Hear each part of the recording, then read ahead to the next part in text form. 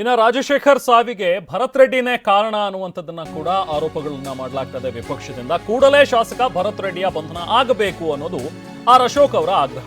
ವಿಧಾನಸೌಧದಲ್ಲಿ ಮಾತನಾಡಿದಂತ ವಿಪಕ್ಷ ನಾಯಕ ಆರ್ ಅಶೋಕ್ ಈ ರೀತಿಯಾಗಿ ಆಗ್ರಹಿಸಿದ್ದಾರೆ. ಜನಾರ್ದನ್ ರೆಡ್ಡಿ ಮಾಡಿ ಹತ್ಯೆ ಮಾಡಬೇಕು ಅಂತ ಸಂಚು ರೂಪಿಸಿದ್ರು ಅಂತ, ಅವ್ರನ್ನ ಹತ್ಯೆ ಮಾಡಬೇಕು ಅನ್ನುವಂಥದ್ರ ಬಗ್ಗೆ ಸಂಚು ರೂಪಿಸಿದ್ರು. ಕೂಡಲೇ ಜನಾರ್ದನ್ ರೆಡ್ಡಿ ಮತ್ತು ಶ್ರೀರಾಮುಲು ಅವರಿಗೆ ರಕ್ಷಣೆ ಕೊಡಬೇಕು, ಕರ್ನಾಟಕದಲ್ಲಿ ರಕ್ತ ಚರಿತ್ರೆಗೆ ಶಂಕುಸ್ಥಾಪನೆ ಹಾಕ್ತಿದ್ದಾರೆ ಇವರು ಅನ್ನುವಂಥದ್ದನ್ನ ಆರೋಪ ಮಾಡಿದ್ದಾರೆ.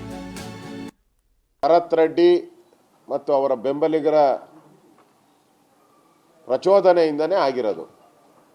ನೇರವಾಗಿ ಈ ಸಾವಿಗೆ ಭರತ್ ರೆಡ್ಡಿನೇ ಕಾರಣ. ಕೂಡಲೇ ಅವ್ರನ್ನ ಬಂಧಿಸಬೇಕು. ಮತ್ತು ಅಕ್ರಮವಾಗಿ ಜನಾರ್ದನ್ ರೆಡ್ಡಿ ಮನೆ ಮೇಲೆ ನುಗ್ಗಿರೋವಂಥದ್ದು ಯಾರ್ಯಾರು ಅವ್ರ ಬೆಂಬಲಿಗರಿದ್ದಾರೋ ಅವ್ರನ್ನೆಲ್ಲರನ್ನೂ ಕೂಡ ಇಮಿಡಿಯೇಟಾಗಿ ಗೂಂಡಾ ಕಾಯ್ದೆ ಅಡಿಯಲ್ಲಿ ಅವ್ರನ್ನೆಲ್ಲರನ್ನೂ ಬಂಧಿಸಬೇಕು. ಮತ್ತು ಜನಾರ್ದನ್ ರೆಡ್ಡಿ ಮತ್ತು ಶ್ರೀರಾಮುಲು ಅವರಿಗೆ ಕೂಡಲೇ ಅವರ ಪ್ರಾಣಕ್ಕೆ ಅಪಾಯ ಇರೋದ್ರಿಂದ ಅವ್ರಿಗೆ ಕೂಡಲೇ ಪೊಲೀಸು ರಕ್ಷಣೆ ಕೊಡಬೇಕು ಅವ್ರಿಗೆ. ಮತ್ತು ಇದನ್ನು ನ್ಯಾಯಾಂಗ ತನಿಖೆ ಮಾಡಬೇಕು ಅನ್ನೋ ಆಗ್ರಹವನ್ನು ನಾನು ಮಾಡ್ತಾ ಇದ್ದೀನಿ. ಈ ಘಟನೆಯನ್ನು ಖಂಡಿಸಬೇಕಾಯ್ತು. ಅದು ಬಿಟ್ಟು ಜನಾರ್ದನ್ ರೆಡ್ಡಿ ಮೇಲೇ ಮರ್ಡರ್ ಕೇಸು ಅಂದರೆ ಇದೆಲ್ಲ ಪ್ರೀ ಪ್ಲಾನ್ಡ್ ಅನ್ನೋದಕ್ಕೆ ಇದೇ ಎವಿಡೆನ್ಸು, ಇದೇ ಫಸ್ಟ್ ಎವಿಡೆನ್ಸ್. ಅಂದರೆ ಮೊದಲೇ ರೆಡಿಯಾಗಿ ಕಂಪ್ಲೇಂಟ್ ಎಲ್ಲ ರೆಡಿ ಮಾಡ್ಕೊಂಬಂದು ಕೊಟ್ಟಿದ್ದಾರೆ. ಇಲ್ಲ ಅಂದರೆ ಗುಂಡಾರಿಸ್ತಾರೆ ಯಾರು? ಆ ಪೋಸ್ಟ್ ಮಾರ್ಟಮ್ ರಿಪೋರ್ಟು ಇವೆಲ್ಲ ಬರಬೇಕಾಯ್ತಲ್ಲ, ಆಮೇಲೆ ಕಂಪ್ಲೇಂಟ್ ಆಗಬೇಕಾಯ್ತು. ಏನು ಇಲ್ದಿರ ಏಕಾಏಕಿ ಜನಾರ್ದನ್ ರೆಡ್ಡಿ ಮೇಲೆ ಕೊಟ್ಟಿದ್ದಾರೆ ಅಂದರೆ ಪೂರ್ವ ನಿಯೋಜಿತ ಸಂಚಿದು ಜನಾರ್ದನ್ ರೆಡ್ಡಿಯ ಮುಗಿಸುವಂಥ ಸಂಚನ್ನು ಇವರು ಮಾಡ್ತಾ ಇದ್ದಾರೆ. ಇದು ಕಾಂಗ್ರೆಸ್ಸಿನಕ್ಕೆ ಮುಖಕ್ಕೆ ಮಂಗಳಾರತಿ. ಇದು ಅವ್ರ ಕಾನೂನು ಸುವ್ಯವಸ್ಥೆ ಇದೆ ಅಂತ ಕರ್ನಾಟಕದಲ್ಲಿ ಹೇಳ್ತಾ ಇದ್ದಾರಲ್ಲ.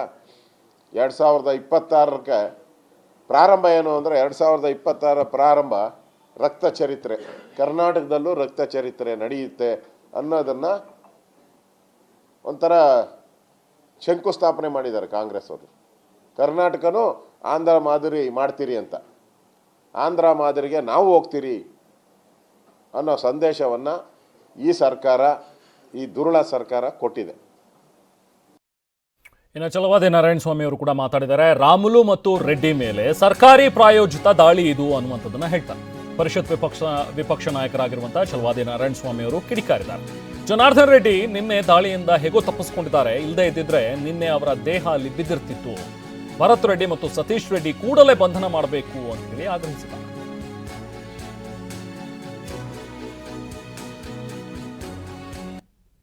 ಈ ಗೂಂಡಾ ವರ್ತನೆಯನ್ನ ನಿಲ್ಲಿಸಬೇಕು.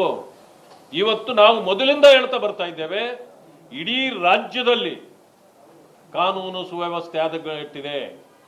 ಆದರೆ ಹದಗೆಟ್ಟಿದೆ ಅಲ್ಲ, ಈಗ ವಿಕೋಪಕ್ಕೆ ಹೋಗ್ತಾ ಇದೆ.